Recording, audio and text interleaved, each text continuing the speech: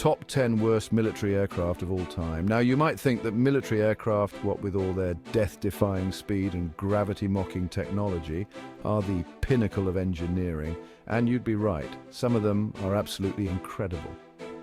But then there are the others, the ones that make you scratch your head and wonder if they put the blueprints in upside down, the ones that went about as well as a chocolate teapot in a sauna. In this video, we're going to take a look at the top 10 worst military aircraft of all time. We're talking about the planes that even Biggles wouldn't be caught dead in, the ones that make you wonder how they ever got off the drawing board, let alone into the air. So buckle up, because this is going to be a bumpy ride. Starting our list at number 10, we have the Vort F7U Cutless. Now, the Yanks love a good fighter jet. They've produced some absolute crackers over the years, but the Cutless, oh dear me, no. This thing was about as aerodynamic as a brick with wings glued on.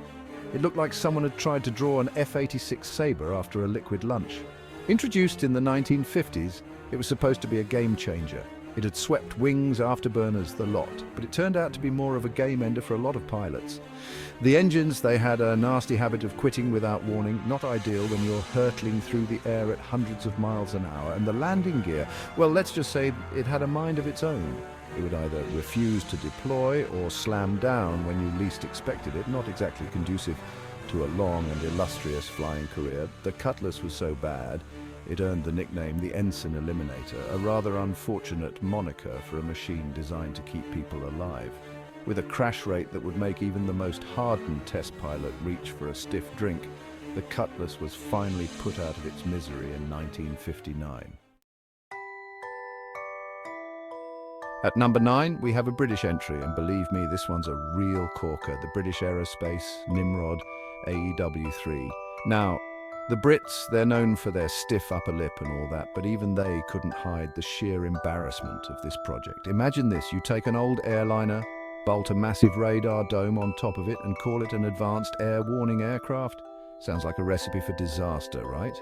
Well, that's exactly what the Nimrod AW3 was. This thing was plagued with problems from the get-go. The radar, it was supposed to be state-of-the-art, but it couldn't tell a flock of pigeons from an incoming squadron of MiG fighters. The electronics, they had a tendency to burst into flames at the slightest provocation.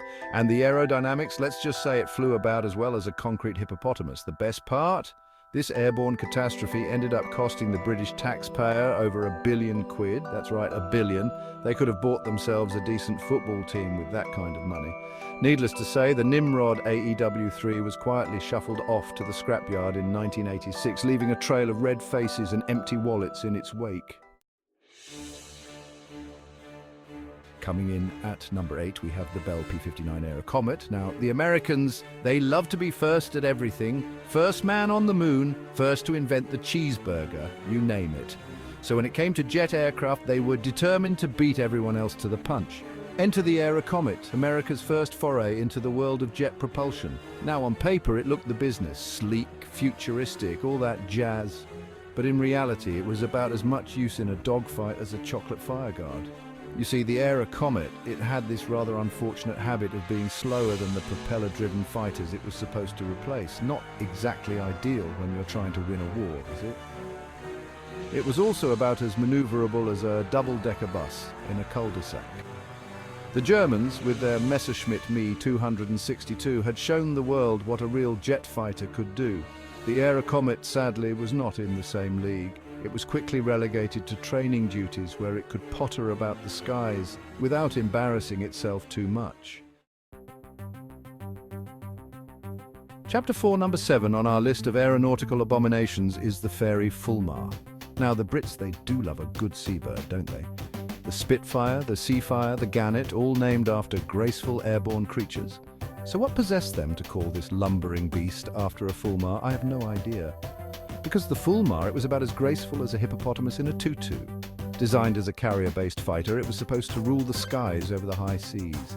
But it turned out to be about as maneuverable as a block of flats in a hurricane. It was slow, it was heavy, and its design was about as aerodynamic as a breeze block.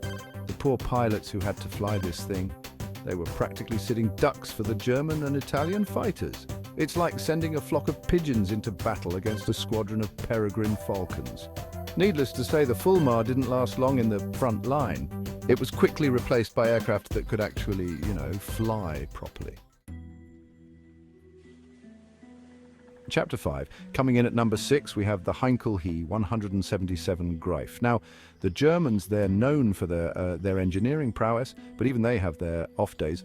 And the He 177, well, that was a very bad hair day indeed. This thing was a heavy bomber designed to deliver a payload of destruction to the enemy. Sounds straightforward enough, right? Well, not quite. You see, the He 177, it had this rather unfortunate design quirk. Instead of having 4 engines, like a normal bomber, it had 2. I hear you say, but they must have been really powerful engines. And you'd be right, they were, but they were also crammed together in these cramped, poorly ventilated nacelles, which had a nasty habit of catching fire. Not ideal when you're carrying several tons of high explosives, is it? The He 177 was so prone to bursting into flames, it earned the nickname the Flying Coffin. Grim, isn't it? Even the Luftwaffe pilots, who were known for their bravery, were terrified of flying this thing, and who can blame them? It's like strapping yourself to a firework and hoping for the best. Chapter 6, number 5 on our list of aerial misadventures is the Bolton Defiant. Now, the Defiant, it was supposed to be revolutionary, a fighter with no forward-firing guns. Madness, you might think, and you'd be right. The idea was that the Defiant would fly alongside enemy bombers and blast them out of the sky with its turret-mounted guns. Sounds good in theory, right? Well, in practice, it was about as effective as a chocolate teapot in a heatwave. You see, the Defiant, it was about as maneuverable as a pregnant hippopotamus, and with no forward-firing guns, it was completely vulnerable to attack from the front. It's like going into a gunfight with a pea shooter. The Luftwaffe pilots, they couldn't believe their luck when they first encountered the Defiant. It was like shooting fish in a barrel. Needless to say, the Defiant's career as a fighter was short-lived. It was quickly relegated to night fighter duties, where its lack of speed and maneuverability wouldn't be such a handicap. Chapter 7. At number 4, we have the Blackburn Bther. Now, the Bther, it was one of those aircraft that tried to be all things to all men. It was a bomber, it was a reconnaissance aircraft, it was a torpedo bomber. It was even supposed to be able to carry passengers. Talk about overachievers. But like most things that try to do too much, the Bther ended up being a bit of a dog's dinner. It was too heavy, it was unstable, and its cockpit had all the visibility of a coal cellar. The poor pilots who had to fly this thing, they had to rely on their sense of smell and a good tailwind to find their way around. It's like trying to fly a wardrobe with wings. The Bther's performance was so bad it was quickly withdrawn from frontline service and relegated to training duties. Even the trainees struggled to get to grips with this aeronautical nightmare. It's like trying to teach a goldfish to ride a bicycle.